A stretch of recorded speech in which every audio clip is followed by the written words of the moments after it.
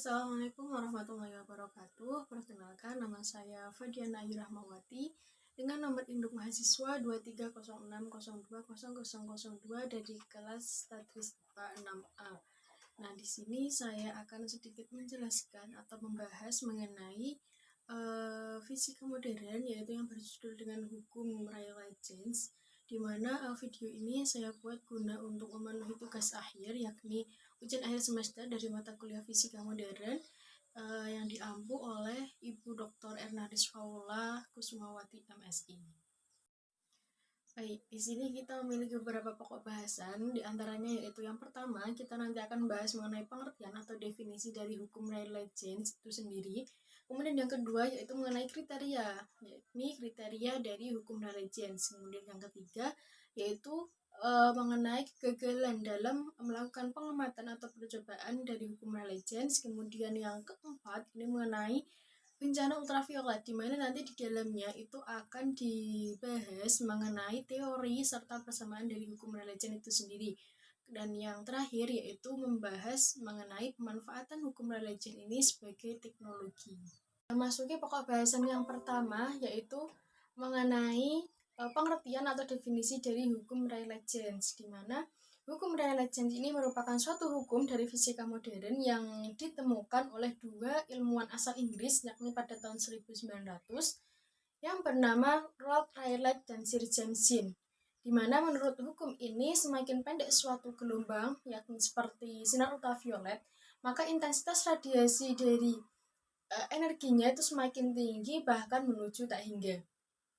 Nah, pada awalnya Rayleigh-Jeans ini menyarankan model sederhana untuk menjelaskan bentuk spektrum dari radiasi benda hitam itu sendiri dengan melakukan penelitian, di mana di dalam penelitian tersebut Rayleigh-Jeans ini menggunakan molekul atau permukaan benda yang berongga yang dihubungkan oleh semacam pegas, di mana berdasarkan dari penelitian yang dilakukan tersebut, Rayleigh-Jeans ini gagal untuk menemukan bahwa spektrum radiasi benda hitam itu ada pada panjang gelombang yang kecil. Akan tetapi Rayleigh-Jeans ini berhasil menjelaskan bahwa spektrum radiasi benda hitam itu dapat ditemukan pada panjang gelombang yang besar. Memasuki pokok bahasan yang kedua yaitu mengenai kriteria dari hukum Rayleigh-Jeans, di mana kriteria hukum Rayleigh-Jeans ini terdiri dari 4 kriteria. Yang pertama yaitu kotak berisi gelombang berdiri atau gelombang transversal,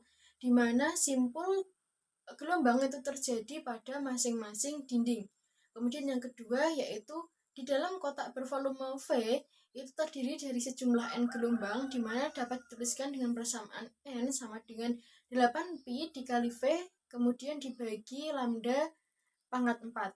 Kemudian yang ketiga yaitu setiap gelombang atau masing-masing gelombang itu memberikan sumbangan energi sebesar T, dan yang keempat yaitu E rata-rata sama dengan 1/2K dikali T, di mana K di sini itu merupakan konstanta Boltzmann, yaitu 1,38 dikali 10 pangkat min 23 dengan satuan J/K. Memasuki pokok bahasan yang ketiga yaitu mengenai kegagalan hukum Rayleigh-Jeans. Seperti yang sudah saya sampaikan sebelumnya, bahwa hukum Rayleigh-Jeans ini ditemukan pada tahun 1900 oleh Rayleigh-Jeans dengan melalui penelitiannya tentang fenomena radiasi benda hitam, di mana menurut hukum tersebut semakin pendek suatu gelombang maka intensitas radiasi energinya itu semakin tinggi, bahkan menuju tak hingga. Nah, akan tapi berdasarkan hasil eksperimen yang dilakukan itu menunjukkan bahwa semakin pendek suatu gelombang, intensitas radiasinya itu semakin menurun. Oleh karena itu, hal ini dianggap menjadi kegagalan dalam melakukan eksperimen terhadap hukum Rayleigh-Jeans ini, di mana kegagalan ini sehingga dikenal dengan bencana ultraviolet atau ultraviolet catastrophe. Seperti pada gambar itu merupakan model yang diusulkan oleh Rayleigh-Jeans untuk menjelaskan bentuk spektrum dari radiasi benda hitam itu sendiri, dengan melalui permukaan benda yang berongga yang kemudian dihubungkan oleh semacam pegas. Dan kemudian pada gambar yang di sampingnya itu merupakan gambar bentuk spektrum yang dihasilkan dari hasil eksperimen Rayleigh-Jeans, karena model yang diusulkan Rayleigh Engine ini berhasil menerangkan kurva spektrum intensitas radiasi benda hitam pada panjang gelombang, kan tapi gagal untuk panjang gelombang yang kecil, maka adanya perlu perbandingan seperti pada gambar yang di bawahnya itu merupakan perhitungan dari Rayleigh Engine untuk membandingkan antara hukum Rayleigh Jeans yang sebenarnya dengan hasil eksperimen yang dilakukan. Baik, memasuki pokok bahasan yang keempat, yaitu mengenai bencana ultraviolet. Nah, seperti yang sudah kita ketahui, ini sebagai pendahuluan saja bahwa intensitas radiasi itu diukur pada berbagai panjang gelombang. Seperti misalnya tampak bahwa pada panjang gelombang yang memiliki gelombang yang sangat pendek, maka intensitas radiasi yang dipancarkan itu akan sangat kecil dan mendekati nol. Sedangkan pada panjang gelombang yang lebih panjang, maka intensitas radiasi yang dihasilkan atau yang dipancarkan itu akan bertambah. Oleh karena itu, dari sini dapat disimpulkan bahwa intensitas radiasi itu akan mencapai puncaknya itu pada panjang gelombang tertentu, di mana panjang gelombang ini memiliki intensitas maksimum dengan satuan lambda m, di mana pada panjang gelombang yang lebih panjang dari lambda m atau lebih panjang dari intensitas maksimum panjang gelombang itu sendiri, maka intensitas radiasi yang dipancarkan itu kembali menurun, akan kembali menuju atau mendekati nol pada gelombang yang sangat panjang. Seperti pada gambar di samping, itu merupakan gambar di mana terdapat kotak yang di dalamnya itu terdapat energi radiasi yang terkumpul serta terdapat lubang di mana lubang tersebut berfungsi sebagai tempat keluarnya radiasi.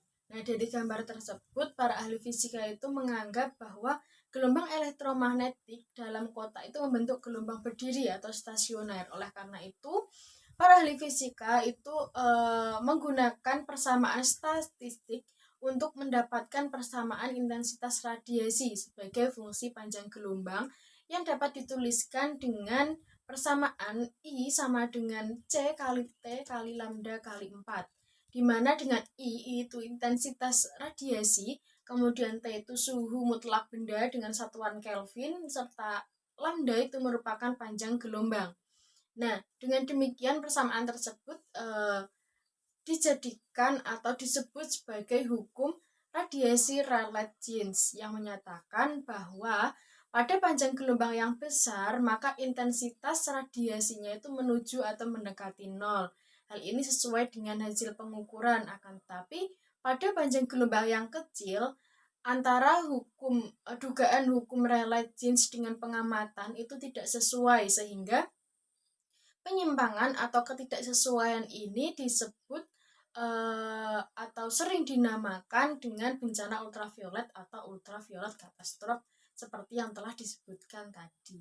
Kemudian yang selanjutnya yaitu kita masuki teori Rayleigh Jeans, di mana teori Rayleigh Jeans ini menyatakan hubungan antara intensitas dan panjang gelombang radiasi dengan menggunakan penurunan dari teori klasik murni yang secara matematis itu dapat dituliskan seperti gambar yang ada di PPT yang pertama, yaitu dengan I sama dengan 32 kali Pi kali KB dikali T kemudian dibagi C pangkat 3 serta dikalikan interval C dibagi 2 lambda dipangkatkan 4. Nah, dari persamaan tersebut, Rayleigh Jeans ini menggunakan pendekatan fisika klasik untuk menjelaskan spektrum benda hitam. Mereka meninjau radiasi dalam rongga bertemperatur T yang dindingnya itu merupakan sederetan gelombang elektromagnetik. Nah, dari pernyataan tersebut dapat dituliskan ke dalam persamaan atau rumus seperti rumus yang ada di bawah, yaitu yang paling pojok bawah yang berwarna biru tersebut. Kemudian yang selanjutnya yaitu persamaan Rayleigh Jeans, di mana persamaan ini merupakan persamaan dari jumlah mode osilasi per unit volumenya, di mana kedua persamaan ini pada dasarnya itu sama, hanya berbeda pada penurunan rumus atau persamaannya saja, di mana pada persamaan 1 itu N dikali dalam kurung lambda itu sama dengan 8 kali Pi kali C, kemudian dikalikan lambda dipangkatkan min 4. Kemudian persamaan yang kedua yaitu U dalam kurung lambda sama dengan K kali T besar, kemudian kali N dalam kurung lambda, itu sama dengan 8 kali Pi kali C kali K dikali T besar, kemudian dikali lambda dipangkatkan min 4. Oke, yang selanjutnya yaitu pemanfaatan hukum Rayleigh-Jeans sebagai teknologi. Nah, seperti pada zaman sekarang ini, hukum Rayleigh-Jeans ini dapat digunakan atau dimanfaatkan sebagai teknologi, yaitu yang pertama pada spektograf dan kedua yaitu sebagai panel surya. Di mana pada spektograf ini berkaitan dengan spektrum cahaya, seperti misalnya pada besar suhu permukaan matahari yang dapat diukur melalui pancaran spektrum cahaya dengan cara menganalisis atom-atom yang ada di permukaan matahari menggunakan spektograf. Kemudian yang kedua yaitu panel surya, di mana panel surya ini terdiri dari wadah-wadah yang terbuat dari logam berongga yang kemudian itu dicat hitam dengan panelnya yang terbuat dari kaca.